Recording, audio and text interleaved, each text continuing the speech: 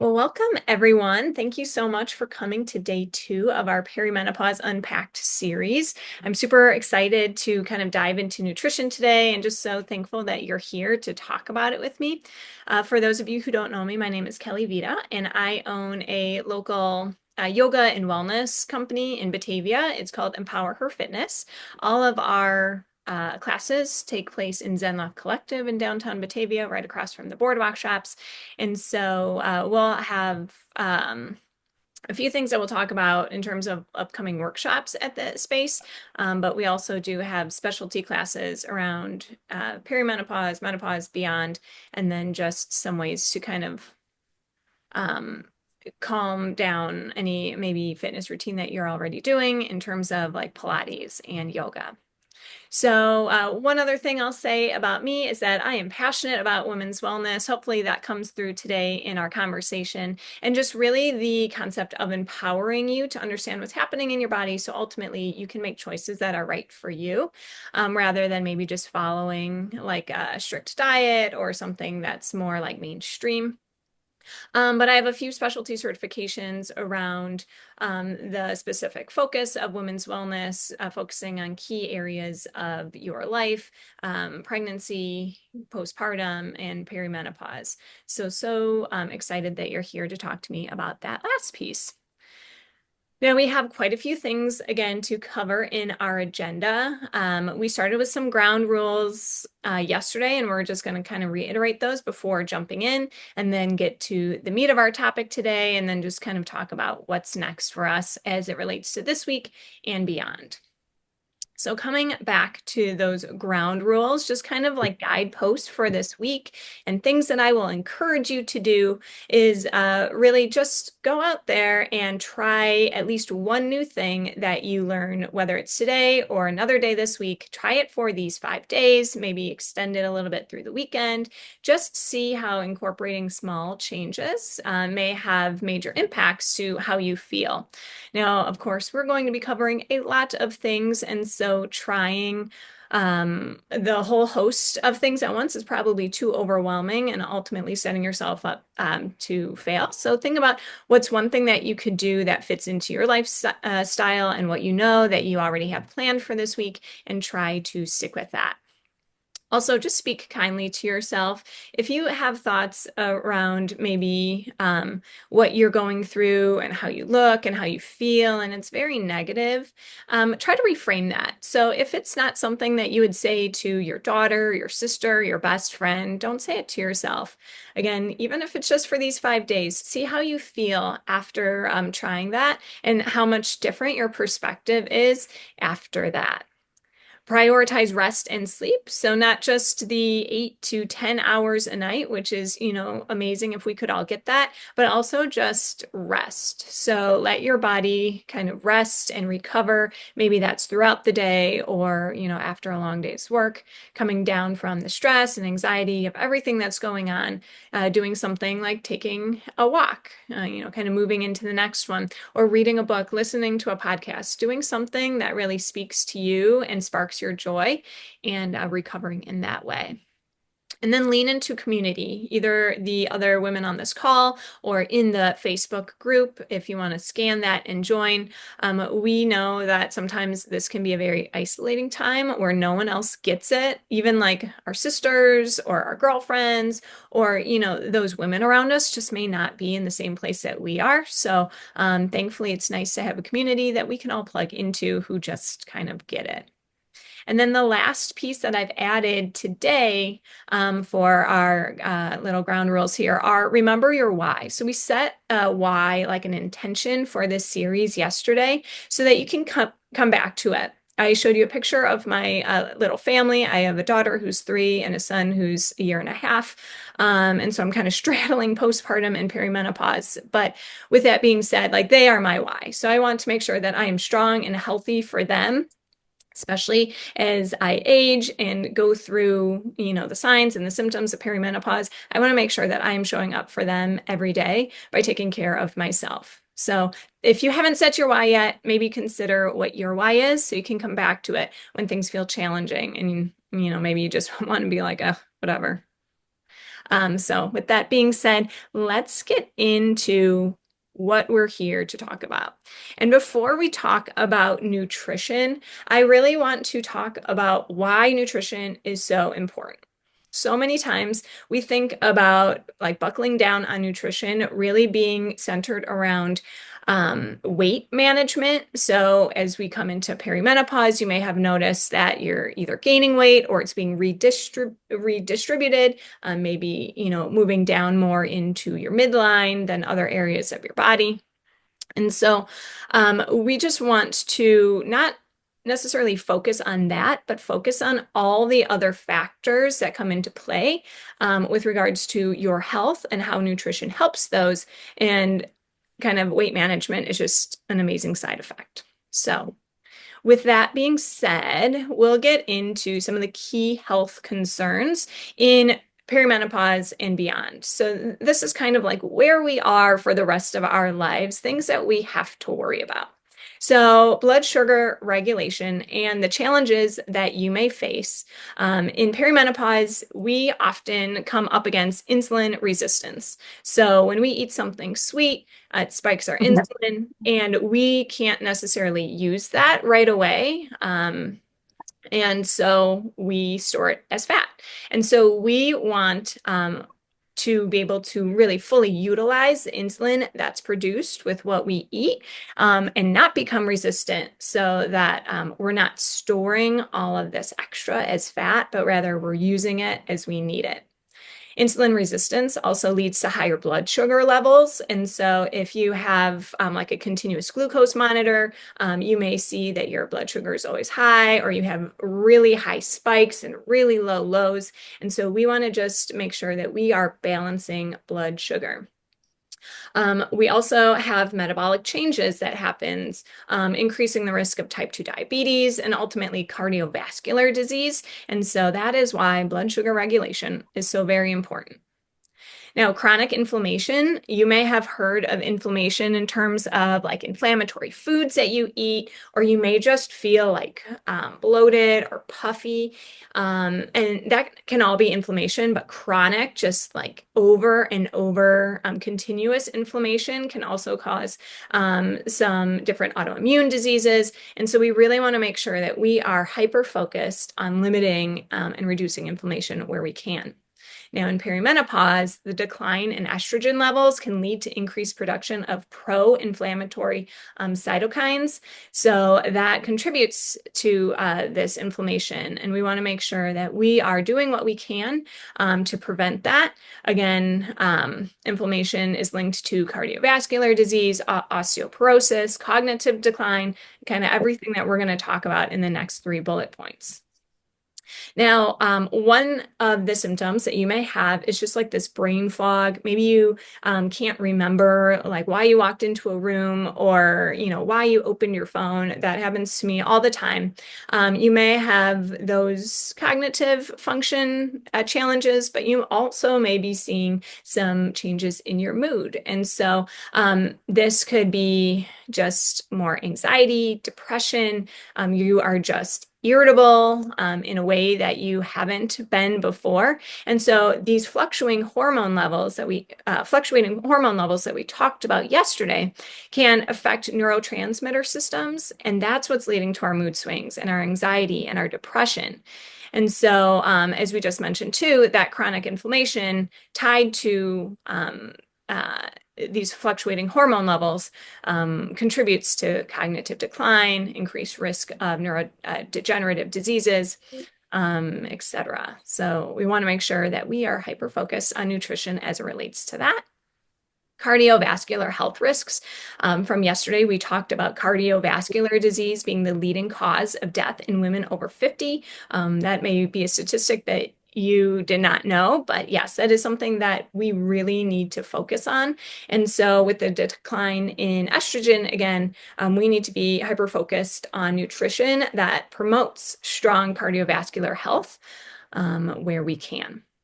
And then the last two I kind of just grouped together. Sometimes they play a role together, so that's why they're grouped. But bone density loss, osteoporosis, maybe osteopenia, not yet osteoporosis. But if you think about what's happening to our bodies, and as our estrogen is fluctuating and ultimately dropping, estrogen plays a crucial role in maintaining bone density, and it's the decline during perimenopause that's accelerating what we call bone resorption. And so this is a natural process and it happens just normally. But the risk is that resorption is outpacing bone formation as we age. So that resorption is the body breaking down and absorbing tissues from our bones and our teeth into our bloodstream. Our bloodstream is naturally more alkaline, and certain things can change it to be more acidic. And if we are not eating foods that kind of keep it in that alkaline range, it is going to pull from our bones to get it back to alkaline. And then, with regards to muscle mass decline or sarcopenia, that's the reduction of estrogen and physical activity. We want to make sure that we are not losing muscle mass. That relates to just losing strength and potentially like our overall well-being as we age. But it's also very important with regards to that blood sugar regulation and reducing insulin resistance, because the more muscle we have, the more insulin receptors we have. So that's why I'll talk about in a little bit why I don't love diets or diets that take you into a calorie deficit. Because if you are just living in a deficit for too long, and you're not getting or feeding your body the food and nutrients that it needs, it's going to pull from your muscles. And muscles are really hard to build, so we want to make sure that we minimize the risk of losing those. And then with both bone loss and muscle loss, those risks of falling and fractures just become extremely exacerbated. And so we want to make sure that we're preventing all of that again as we age. Now, if you are in like your late 30s, early 40s, you may be like, well, I have like a long time before I have to worry about this. But the more that we can do now to prevent trying to catch up later, the better off we'll be. And so that's where we're really going to get into nutrition and how it plays into these key health concerns. All right. And sorry, I will just say I'm pretty bad about like monitoring chat. So if you have any questions, feel free to throw those in, and I will try to kind of monitor that a little bit better today than I did yesterday. Okay, so there's three main pillars around nutrition basics. You probably know protein, carbohydrates, and fats. And so we'll kind of dig into each one of those here, talking about some of the food sources as well that you can leverage. So protein slows the absorption of glucose into the bloodstream. It helps to prevent those blood sugar spikes and especially those blood sugar crashes. Adequate protein is also known to support insulin sensitivity. So remember, we talked about that blood sugar regulation ultimately leading to insulin resistance. Well, we really want to work on that insulin sensitivity. So that's where protein becomes so important. Protein is going to help manage your weight and preserve the lean muscle that you have. It also supports heart health. Our heart is one of the strongest muscles that we have, so we want to make sure that we're maintaining and supporting that. And then plant-based proteins may even help to reduce LDL, or the bad cholesterol. Protein, you may think of doing like a protein shake after a workout. Well, you're right. Protein is great at supporting repair and regeneration of tissues, but it also helps to counteract any inflammatory damage. So important to, think about all the aspects that go into eating a protein-rich diet. Collagen, amino acids, all of these are supported through protein. And then amino acids from protein are precursors to neurotransmitters like serotonin and dopamine, the feel-good hormones that we want so that we can regulate our mood, our sleep, that cognitive function. And then it's essential for maintaining and building bone, muscle, and just preserving what we can as we age. Now, the key or like the guide to how much protein to eat with each meal is to aim for a palm-sized portion of protein. So a lot of times when we go out to eat, the portion sizes are much larger than maybe we should be eating.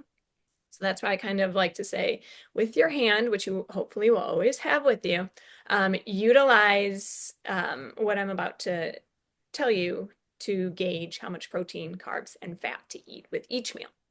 So palm-sized portion of protein-rich foods at most meals, half portion at most snacks. What that translates to be is about 0.54 to 0.9 grams of protein per pound. And sorry, that is like our guideline for how much protein you should be eating in a day.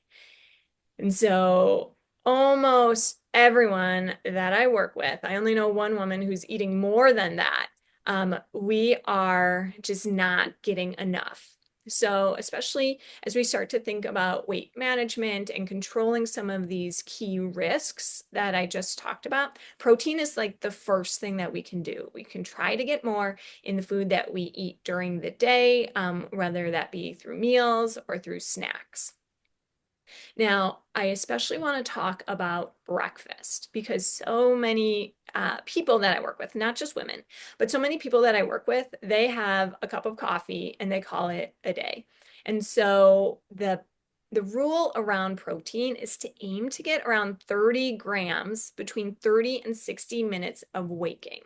So as soon as you get up, think about what you're going to eat. My go-to is a protein shake. And so I know I still have like a little bit left if you see it, but high quality protein powder. And then I use either whole milk or like almond milk. And then I put in collagen powder, which has a little bit of protein in it as well. And then I put in some spices that we'll talk about in just a little bit. And that's kind of like my go-to. And it's around like 32 grams. So I know a lot of times we're rushing out of the house. We can't sit down and make like a full egg breakfast or whatever it may be. But if you think about maybe making an egg bake or something at the beginning of your week so that you just have a quick go-to meal to stay around those 30 grams. That is going to jumpstart your metabolism. It's going to regulate your blood sugar, and it pretty much controls your appetite all day long. The other thing that I'll say about starting your day with a cup of coffee for breakfast, and that's it, it's going to spike your cortisol. And we'll talk about like what that continuous cortisol does to your sleep, to your gut health, everything that kind of trickles down from just living on cortisol. Some great protein sources that you can think about leveraging, whether you're eating at home or you're eating out. Just lean meats like chicken, turkey, lean cuts of beef or pork. One of the things that I like to talk about with regards to lean meats is I prefer turkey over chicken just because chicken often has a lot of like growth hormones or antibiotics. So that's just like a little tidbit. With any protein, I would also recommend that you try to choose more organic sources, just because whatever those animals eat ultimately comes into our body. And as we think about our hormones already fluctuating, we don't want estrogen from like our food sources kind of disrupting that balance. Fish and seafood like salmon, tuna, sardines, shrimp, eggs, either whole or just the egg whites, Greek yogurt, cottage cheese, cheese in and of itself. I will say that as we start to talk about dairy, it affects people differently. So start to understand maybe where your intolerances are. And if you just don't feel good after eating dairy, that might be a great place to kind of back away from and find alternative sources. There's even great plant-based protein sources, so legumes, tofu, edamame, nuts and seeds, quinoa, peanut butter, hummus. There's of course, more than just that, but that's like a great kind of baseline. And then some protein-rich whole grains, oats, buckwheat, farro, millet, starting to think about maybe making a whole meal out of varied sources, both plant and animal, so that you get that full spectrum of amino acids. Okay, so that is protein. We'll move now to carbs. And I love talking about carbs because they are often seen as the villain and usually the first thing to go in some of these diets. And so we really want to focus on complex carbohydrates like whole grains, vegetables, legumes, because those are going to provide steady energy. They're going to provide fiber. Fiber is going to slow down your digestion and your glucose absorption. And then if we think about like some of the simple carbs by contrast, maybe like bread or rice or some of those fast digesting carbohydrates, those can worsen dysregulation of our body. So choosing complex carbs where we can. And then high fiber, plant-based carbs really can help feed beneficial gut bacteria. So we're always going to have good and bad bacteria in our gut. We want to make sure that we are feeding the good bacteria so that it outweighs the bad. The more sugar we eat, the more the bad feeds. It's kind of like watching yeast rise. That's like what our bad bacteria is doing in our gut microbiome. And so we want to make sure that we are doing whatever we can to reduce the bad and increase the good. And that's ultimately going to help reduce some of that chronic or systemic inflammation that we talked about. Now, overconsumption of refined carbs are going to drive inflammation. So again, it's not like you have to be perfect with anything, but sometimes just making decisions or understanding like why we should make one decision or another rather than just like labeling good or bad will help you make the choice and go from there. Those complex carbs also help with serotonin production. Again, that's going to be the feel-good hormones. You may find that those low-carb diets that you've tried in the past, you just feel irritable, you feel tired, it worsens your mood, your brain fog. And so that's why I don't love low-carb diets because they are so important, especially to our overall balance in our body. And then if we think about those fiber-rich carbs, it's also going to help reduce our heart disease risk. And then last but not least, carbs provide energy for resistance training. So as we think about building our muscles and our bones, whether we're growing them or at least maintaining them, it is going to help us really push through and lift heavier, lift longer, etc. And then vitamin D is going to help with calcium absorption. So especially as we think about drinking milk for bones, which is not necessarily the best source of calcium, but we want to make sure that it's being absorbed. That's another thing about gut health. And sorry, like I'm probably going to go on tangents all over here, but gut health is going to prevent how well we absorb all the nutrients that we're eating. So if we have a really disbalanced towards the bad gut microbiome, we are not going to absorb as many nutrients as we would with a good flourishing microbiome. I love the visual of like carpet. So if we think about shag carpet, you have all like the little fingers, and that's kind of what we want our gut to look like, so that it's kind of grabbing onto all these nutrients as they're flowing through our intestinal tract. On the other hand, when we have like a poor gut microbiome, it's going to look more like Berber or just not have like those little fingerlings. So all those nutrients just pass right by. And so that's just kind of an aside, but wanted to call it out. Now, where do we get complex carbs? Well, fruits such as raspberries, blackberries, kiwis, any kind of berries, pears, passion fruit. If you think about dark berries, which sometimes I love to just like throw in the freezer and kind of have like as a snack after dinner because of the sweetness and the coldness. But anyways, dark berries are loaded with antioxidants, with fiber, with phytonutrients, and it's going to help reduce the risk for heart disease, lower levels of LDL cholesterol, protect against cellular damage.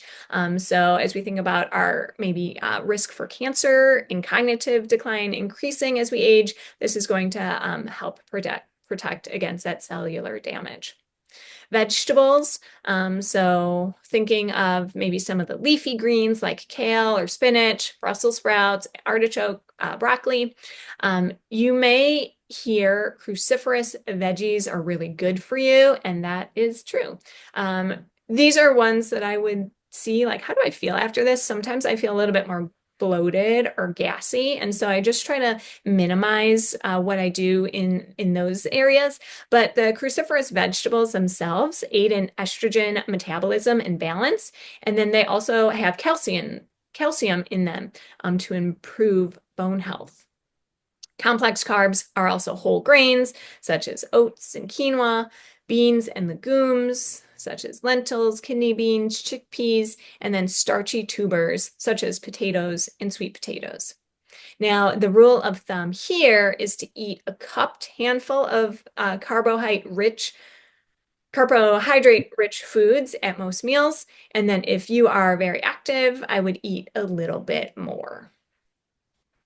Now, the last piece kind of to this triangle of nutrition basics is fat. And fat is like the other villain in many diet stories, but it's actually an essential building block of your sex hormones. So you have to eat protein and fat to produce hormones. Healthy fats like omega-3s and monosaturated fats are the ones that we're going to focus on because they stabilize blood sugar by slowing down gastric emptying. They improve insulin sensitivity. Kind of on the other hand, there are omega-6s in so many of our like standard American foods. And omega-6s are not inherently bad, but we should have a 1-to-1 ratio between omega-6s and omega-3s. And I don't know if anyone has heard this statistic, like you can write your guess in the chat of what our current ratio is. But I will just tell you that it is 20-to-1. So we have 20 omega-6s to every 1 omega-3. And we need to balance that out so that it comes back into that 1-to-1. Chances are it will be a slow process, but hopefully we can get there through some of the foods that we're eating and then potentially even supplementing. So with that being said, you're going to see a lot of pieces on this side kind of pointing to omega-3s because we want to strive to incorporate more omega-3s into our diets. Those omega-3 fatty acids can come from fish, flax seeds, walnuts. They're all anti-inflammatory. And then kind of those omega-6s are within trans fats.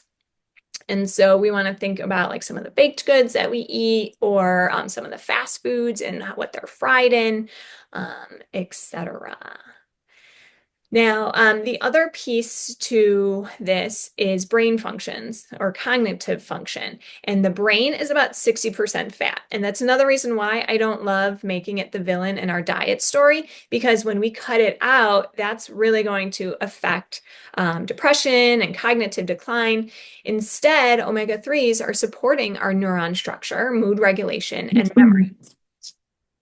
And then healthy fats are going to reduce triglycerides, blood pressure, inflammation.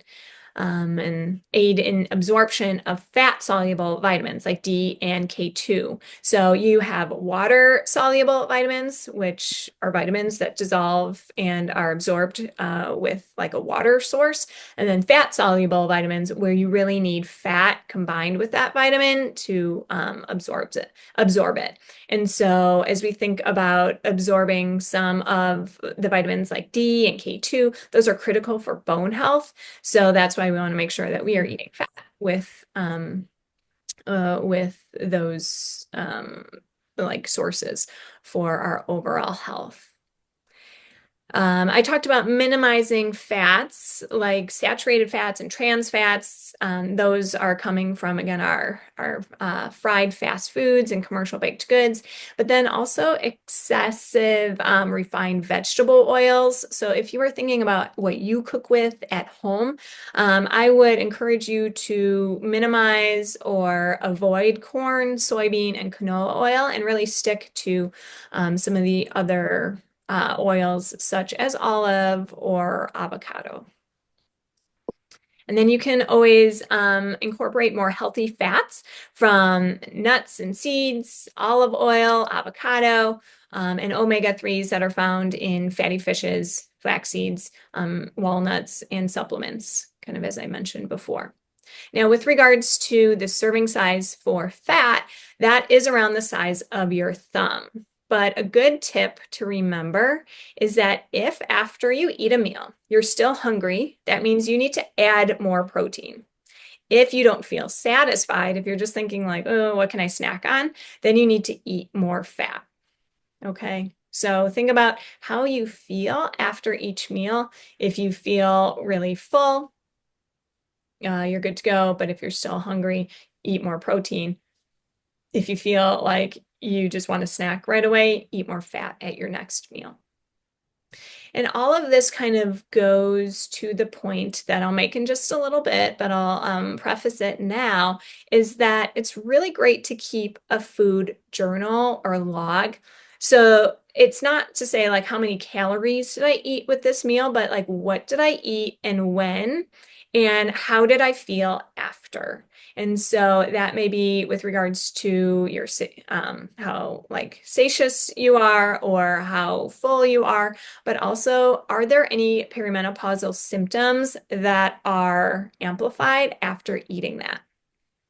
I don't love diets, as hopefully you have come to learn now, because usually they're pretty rigid and pretty strict, and not everyone does well with the foods that are listed in there because maybe they have increased hot flashes after certain foods, or they feel more bloated, etc. So that's why I kind of encourage you to be your own researcher, your own like data scientist. When I do this, what do I feel? And really, lean into those things that make you feel good and maybe limit those that don't make you feel so good.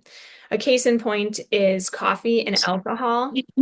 These are things that people are really tied to. So a lot of diets will say like, no, never, like there is no okay to those areas.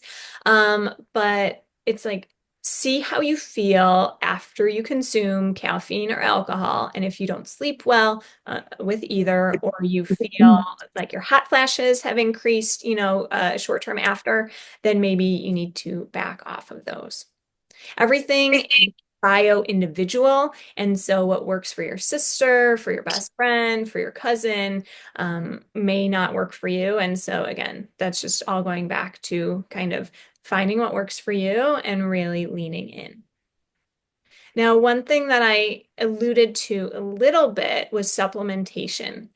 I would encourage you to get as many nutrients as you can from the foods that you eat rather than just going to pill form, but understanding that our modern day food is not as nutrient dense as it used to be. And so we may need to supplement. As we get into supplementation too, I am going to encourage you to work with your healthcare provider to understand maybe where you have deficiencies and where supplementation is appropriate. So all that goes to say that like blanket statement, everyone should be on iron would be bad because not everyone needs iron. The other piece to this is you may be eating enough of one nutrient, but it's not being absorbed. And so that's another, or absorbed like appropriately. And so that may be another area where your healthcare provider could say, like, we need to work on other areas to make sure that everything that you are eating is being utilized to its fullest rather than just kind of passing through your intestinal tract and ultimately being removed as waste. So, with that being said, let's go through some of the vitamins, minerals, and supplements that I really like, especially as it relates to perimenopause. Now, maca is one of those that you can find pretty much in any store, and pretty much everything that we've talked about so far, like you can find at a Jewel or a Mariano's. I would hate to have you go to like 13 different stores just to kind of fill your cabinets with these. But maca is something that you find, and it's by like the protein powders in Jewel. And with that being said, it's an adaptogenic root known to help support mood, energy, and possibly even support libido. So if you feel like you are kind of lacking in any of those areas, maca may be a great way for you to introduce some of those benefits around mood, energy, and libido. Ashwagandha, um, some of these are mixed, and I just say that because what I bought from Jewel is actually a maca ashwagandha mix. But ashwagandha is an adaptogen that helps regulate cortisol and manage stress. So thank goodness no one on this call is under any stress. So we don't really have to dig into it. Just kidding. I think all of us are operating like well past our barometer of what we can take on a daily basis. And it's no longer just like that fight or flight, like I need to run from a tiger. You've probably heard that a million times. Or, I just have to like get through this one stressful event and then things will kind of come back down on my rev limiter there. But rather we're just staying at like beyond where we can go because we have stressors from finances and from maybe our family, maybe taking care of aging parents and adolescent children. Only feeding yourself coffee in the morning, will keep your cortisol high, etc. So we want to look for adaptogens that will help regulate that and help us manage stress. We'll also talk about movement and sleep and stress over the next 2 days so that we can help bring that back down, maybe into a more manageable level so that you are just not like operating beyond what you can take on a daily basis. Because it's regulating cortisol and managing stress, it's helping to reduce anxiety, support mental clarity, reducing or lowering stress-related inflammation, and then it may even have indirect implications to our blood sugar just through that cortisol control. Flax seeds are something, that you can just kind of sprinkle in a protein shake or like sprinkle on salad. I get the flax seeds that are just like really, really fine, almost a powder, and I put it on my oatmeal in the morning. It doesn't really have a flavor, but they are rich in fiber, omega-3s, and phytoestrogens. There's also a flax oil. So if you want to just like put a little bit of flax oil in maybe your morning coffee or in a protein or something, that's another option. It's going to help stabilize blood sugar because it has fiber, it's anti-inflammatory, and then it's helping to support brain health because of the healthy fats. One tip there is just to use that ground flax because it is better absorbed. The other thing that I like to think about in absorption, and here's like how I go off on a tangent again, is thinking how we eat and being a little bit more mindful, but also taking longer to chew. And I saw a doctor like focused on many perimenopause give a woman the advice of just slowing down when you eat and chewing as like much as you can. Some people say chew 100 times like per each mouthful. Probably not going to work because we don't all have, hours to spend on each meal. But even if you think about maybe bringing one forkful, one spoonful to your mouth, and then setting that fork or that spoon back down. And then in that time that it takes you to like pick it back up, get a new mouthful, you've chewed pretty adequately. The reason why is sometimes if you think about just like scarfing down your food, those pieces are pretty large and does not allow for as much nutrient absorption as if you were to eat them in like finer bites. I also found myself the other day eating a salad and like I shoved a mouthful of food in my mouth and then I had queued up like the next one and I was like, whoa, what am I doing? Like I'm in no rush to eat. And I know that ultimately that's going to help with nutrient absorption, but also like not feel so bloated because I've just kind of ate a whole meal like an anaconda would. Chia seeds are great. They're high in fiber, they're plant-based omega-3s, and they have calcium in them. So they're going to help slow down glucose absorption, support heart health, reduce some of that chronic systemic inflammation, and then contribute to your bone health because of the calcium and magnesium that they have in them. Chia seeds are, again, something that like you can just throw over a salad or in a drink. They do get kind of gummy if you leave them for too long. So I know that's not everyone's jam. If you do love that, like if you love boba teas, then chia seed pudding, like overnight chia seed pudding, may be something that you really like. And it's just like chia seeds and some milk and maybe some honey and like chocolate powder. And it tastes really good. And that could even be like, a nice little complement to your breakfast. Omega-3s through maybe like fish oil or a DHA supplement. This is going to be essential for your brain, your heart, and inflammation. And so think about adding that if you don't already have it. I know a lot of people don't love omega-3s because of the fishy burps. I will give you my little tip that I learned that I do. I put my fish oil in the freezer so that when I take them, and I take them right before bed, when I take fish oil in its frozen form, it's usually in my stomach before it starts to melt and ultimately helping to eliminate some of those fishy burps. The other thing about omega-3s is that it may help to reduce age-related muscle loss. So again, just another big plug for omega-3s. I think they got, their fair share of airtime today.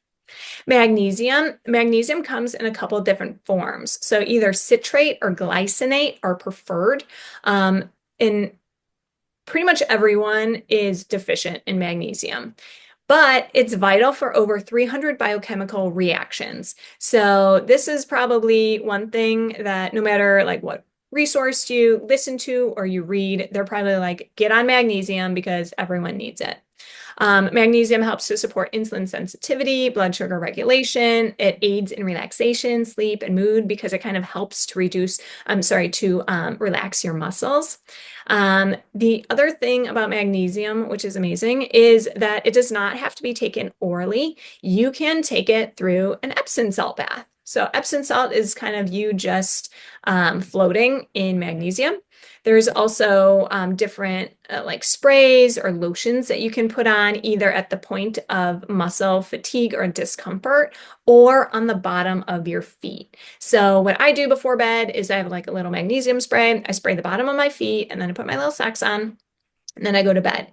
And the reason why we do it on our feet is because we have the biggest pores there. And so that is just a little tip if you want to start to incorporate a little bit more magnesium, not necessarily through your diet. vitamin B complex, so those B6s, B9s, B12s, those are going to help support mood, nerve function. It's going to help prevent cognitive decline and support overall energy metabolism and blood sugar. And it's especially important if anyone here is vegetarian or over the age of 40. Probiotics, we talked a lot about gut health and the importance of feeding that good gut bacteria. And so probiotics are the good gut. Prebiotics is what feeds them. So things like apple peels, those feed our good gut, whereas our probiotics are like our gut. So that is good gut health is going to strongly influence hormone metabolism, immunity, mood. It's going to reduce gut-related inflammation, support serotonin production, everything that we kind of covered already, just to give it another plug. Iron is one where you may be deficient because you may be anemic. You may have those really heavy periods that we talked about yesterday because as progesterone dips and ultimately like is no more, you don't have anything to keep estrogen in check. And so your uterine lining will grow much thicker than maybe it did during your ovulating years. And so iron may be something that you need to supplement to prevent fatigue, support oxygen delivery to muscles, prevent some of that brain fog related to anemia. But avoid excessive iron if it's not needed. Ask your healthcare provider to check your ferritin levels first and then decide if iron is appropriate for you to supplement. Berberine, this is one that I've just recently come across, and it's like a little pill that you take before each meal, but it's a plant compound which helps with blood sugar control. So that's kind of like before you eat anything, you might want to consider berberine to help support that insulin sensitivity and help with any anti-inflammatory properties in the food. Berberine, though, can interact with medications and like even some of these other vitamins can. That's why it's not like a blanket. Everyone should be on this. Sometimes you can have way too many and then stored in your tissue or anyways, that's all to say that some of these should be used under the guidance of your healthcare provider. Vitamin D is essential for immunity, bone, and hormone health. It helps with calcium absorption, as we talked about. It's anti-inflammatory. Low levels of vitamin D are linked to mood issues and cognitive decline. But if you think about it, we get vitamin D from sun and maybe there's some supplementation. But like to get enough vitamin D just from the sun, you'd have to more or less live outside in a climate where it's always sunny. So chances are we need to focus on getting it from our food and supplementation. But it is so very important. So make sure that you're at least getting enough vitamin D from what you're eating and consuming. One tip that I have, which I thought was really super cool, is if you like mushrooms, and I don't, so unfortunately, like not a super cool tip for me, but if you like mushrooms, leave them in the sun for like 60 minutes before you eat them because they are absorbing all of this vitamin D and amplifying what you get from eating mushrooms. So anyways, collagen, especially with vitamin C, helps to support your skin, your joint, your bone integrity. We just naturally lose collagen as we age. And so more than likely you would need to supplement it for, some of the like hair, skin, nail benefits. It also may help maintain bone density with a type 1 collagen. There's a couple of different types of collagen. And then it helps with some support for cognitive aging indirectly via inflammation. Just a few other things that I didn't add to this, but that you may want to consider is calcium if your dietary intake is low. Again, remember like those cruciferous vegetables have it, but you may also want to consider other supplements that you take or how to make sure you're absorbing as much calcium as you can. CoQ10 helps support health and mitochondrial health, especially over age 40. You may also want to look into a creatine supplement, especially as we think about like maintaining and hopefully growing our muscle mass. But not an exhaustive list, but hopefully gives you a lot of ideas of just some of the nutrients that we need that we might not be getting from our food, even if we're eating perfectly all the time. The other thing I want to call out is how we can have fun with food and spice things up. So I won't necessarily go into as much depth as I just did with all of the vitamins, minerals, and supplements. But if you are just kind of like, I don't know, dragging or you're trying to find healthy recipes that everyone in your family will enjoy, start to think about how you can bring in more spices and I'll just kind of hit on a few here. Cinnamon helps to regulate blood sugar and insulin sensitivity. It also adds an element of sweetness to what you're eating without adding that sugar or spiking your blood sugar. So consider leveraging cinnamon wherever you can. Kind of going back to the protein shake that I start with in the morning. I put cinnamon there. Sometimes I put in nutmeg. Sometimes I put in black pepper and turmeric. You don't really like taste the black pepper, but turmeric is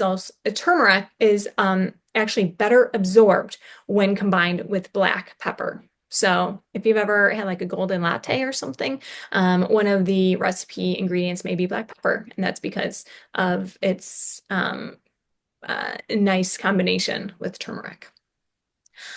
Cayenne pepper helps to support metabolism and circulation. You may have heard of like this kind of TikTok viral morning drink with cayenne pepper and lemon. And yes, it does kind of help to jumpstart your circulation and metabolism right in the morning.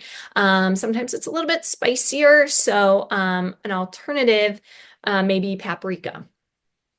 We talked a little bit about turmeric and black pepper. Himalayan sea salt is amazing because it contains trace elements. It should be used in moderation. You know, we want to make sure that we're not absorbing too much salt, but sometimes you may need like an electrolyte pack. Like I love LMNT, but also you can just put salt in water, maybe with a lime, and help get those like trace minerals and electrolytes. Nutmeg is great for anti-inflammatory and sedative properties, so it may aid in sleep, help to reduce anxiety. And then this is another one where like use in moderation, but I don't think anyone's going to be doing too much on the nutmeg side, but high doses can be toxic. So just watch that. Mint helps to soothe your digestion and may help to support hormone balance, but I love drinking mint tea. If you see, like I always have a mint tea bag because it does just help with digestion, nausea, circulation. Sometimes if you put mint in water and again, just like drink that between meals, and it actually helps to aid with bloating and digestive discomfort and may even help kind of stave off any snacking desires that you have. Ginger is anti-inflammatory, supports digestion and circulation. Garlic is great for cardiovascular, immune, and metabolic support. And then there's a couple more that you may want to explore a little bit. Fenugreek, which helps to balance blood sugar. It may help reduce hot flashes. Fennel seeds may help with bloating and appetite. And then coriander or cilantro may help to regulate blood sugar. So again, the more fun that we can have with cooking and with food, potentially the great benefits that we'll have as side effects.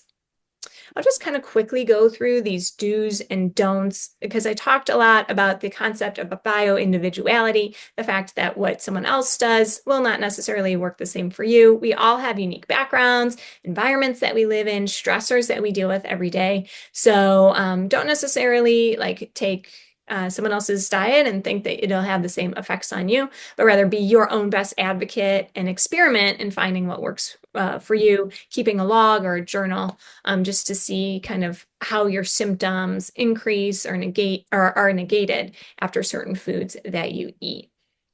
So the top 10 do's, again, kind of going back to just covering the proteins, carbs, and fat section. Prioritize whole foods over supplements. Supplements are great, but only if needed and potentially, under the guidance of your healthcare professional. Focus on those proteins at every meal. Remember, we want 0.54 to 0.9 grams of protein for every pound of body weight you have. So you're probably like, oh my gosh, that is like a lot. Chances are everyone needs at least over 100 grams per day, and we're probably all well below that. So think about bringing that in as much as we can. Drink as much water or stay hydrated with tea. That, helps to increase your water intake. That's all because when mixed with water, it helps everything kind of move through our digestive tract. I will just kind of let you look through the other ones. And then the don'ts are, don't compare yourself to others. Don't only have coffee for breakfast, please. Coffee is something that you can still definitely have, but pair it with protein or, a good hearty breakfast so that you're not just spiking your cortisol at the beginning of the day. Don't skip meals regularly. We don't have time to get into the concept of intermittent fasting, but it's not for everyone. And sometimes when our body feels like it's being starved, it holds on to what we give it. And so that may be why you're plateauing with any weight management struggles that you're having. Okay, so I'll again send out this deck and this recording so you'll have it. We have 3 more days left, and I hope you'll join me. We'll talk about movement tomorrow, sleep and stress on Thursday, and then just other important factors that don't fit into those specific buckets, as well as any FAQs that maybe you've put in the Facebook group or that you bring on Friday. We can kind of talk through that. But next steps, I'll again leave you with the series that we're starting off next Monday. So this is like a great 101 level, but it's kind of hoping to set you up for the next 201 session. And those sessions we do Monday evenings, either in person or virtual is now available. In Batavia, bringing in local resources, so nurse practitioners and mental health therapists, pelvic floor therapists, just so we can kind of dig deeper into what's going on. We talked about some of the key health concerns of poor nutrition, but we'll specifically focus on bloating and weight management on May 5th. I know Cinco de Mayo, I'd rather be having margarita and chips too, but it seems a little counterintuitive that we'd be talking about bloating and weight management. But hopefully you can join me. Thank you for the question yesterday. Each session is $30, or if you want to come to all 4, you can sign up for $100.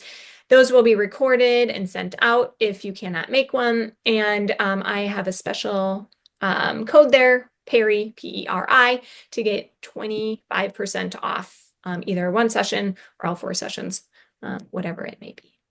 So I hope that you will join us there, and I hope that you will take something of what you've learned today and apply it to these next 5 or 7 days, whatever you want to just experiment with the food that you're eating, the spices that you're incorporating, being kind to yourself, finding just small movements where you can, and leaning into the community, joining our Facebook group, and hopefully joining us in person. I know we're at the top of the hour, and again, sorry that I probably talked very No storm. but I had a lot to cover. Hopefully everyone walked away with at least one thing that you didn't know coming into it. All right. Well, thank you, everyone. Have a great rest of your Tuesday. Hopefully I will see you tomorrow. And if you have any questions, join the Facebook group and reach out to me beforehand.